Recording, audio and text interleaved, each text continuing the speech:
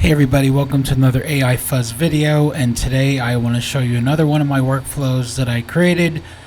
I call this one, I don't know, it's also like an instant LoRa, but this will give you the style and color grading of anything you want. So if you remember my other video, I did an instant LoRa and it gave you a person. You can combine 5 images of someone's face and it'll give you a good combined face LoRa that you can use in all your images.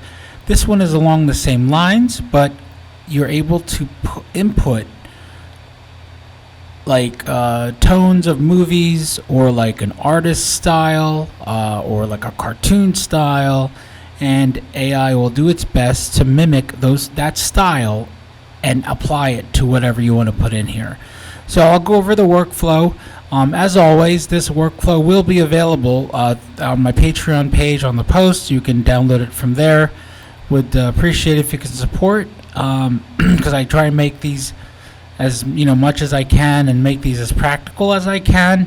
It's nice to make unicorns coming out of rainbows and bottles and stuff, but I really want to approach this and use AI as a practical tool in our workflow that we can use every day for different things that we can do. So no hate on disrespect on those fantasy images and stuff, but for me personally, I would prefer something that I can use and to help me in my own workflow. So let's get right to it. So this opens up with 1, 2, 3, 4, 5, 6, 7, 8, 9, 10, 11 load inputs, image inputs here. There's 11 of them, so you can load 11 reference images. And if you see here, I have the matrix because I want to take the color grading from the Matrix movies and apply it to my images. And you see how it is very distinct green, dark green blue hue to the images. So I have those 4 images coming into 2 batch image nodes, and you can technically add more if you want, but I think 11 was a sweet spot for me. There's also a negative and positive prompt here, which I left blank because I didn't want any type of influence over them. That's actually going into there is a load clip node here, which loads a clip vision model that goes to an adapter, IP adapter plus, not a face model now. Now, in the other video, it was an IP adapter face ID. This is not. This is the regular IP adapter. You would load the model, which is IP adapter plus SD15. And I will link all of this information in the description. Again, as always, if you load this up, once you download it and you have a whole bunch of red boxes, you would just go to ComfyUI Manager and click on Install Missing Custom Nodes, and it'll bring up a list of nodes that you need to install. Install all of those and then restart ComfyUI, and then it should come up with no red boxes. Here's the loading of the IP adapter model, and the IP adapter plus adapter number 2 is right here. A lot of great settings. Okay, that goes into a pipe loader. Pipe loader basically gives you, it's like the efficiency nodes, gives you a lot of options but loaded into one node. Okay, the pipe is coming out of there to the pipe here. I have the model coming from the original checkpoint model, which I think is Real Visions, and then the image is coming out down to the image. I have an empty latent here as well.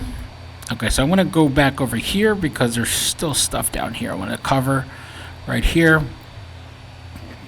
Very important stuff. This is a pipe case sampler.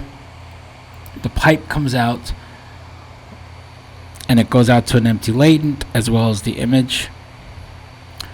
That goes out to another pipe loader, and that negative and latent image goes up back to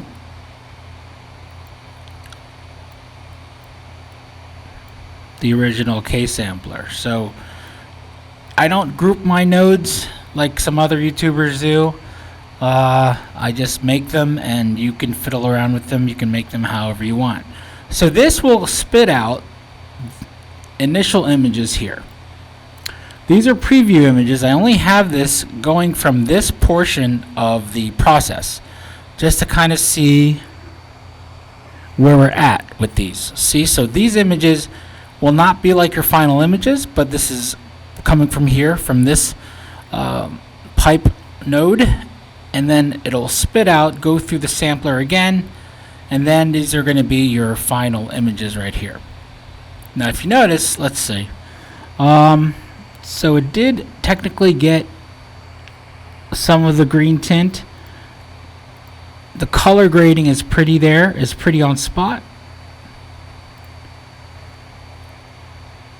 I like the reflection there, it's not really so yeah, the color grading is there. I mean, it's fairly close if you take into account these. It has, I'll move this over, the grading and the colors there. It's not bad. It's fairly close. You can probably boost the saturation a little bit, maybe add a little bit more green, but it does a good job of capturing the grading of those reference images. So now we're gonna do a artist style. We'll do that next. Okay, so this one is, my daughter's a big fan of the Disney show Owl House. It used to be on Disney.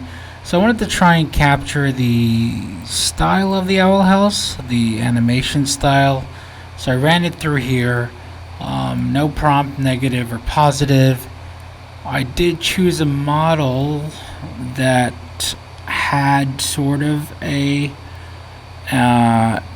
cartoony look to start off with, to give it some. And these are the preview images it came up with. Again, these don't really mean anything. And then this is the final batch of images, which look okay. Not bad, pretty close. I mean, if I tweak the checkpoint and maybe add another lure on there, it might look better. But not bad for that. So it does capture the Owl House style a little bit, the colors, the background, and different things like that. So you can mess around with this, guys. Let me know what you think. Comment any questions, and make sure you like and subscribe. AI Fuzz. Show me some love on Instagram as well as Patreon, and I'll catch you guys on the next video. Thanks. Bye.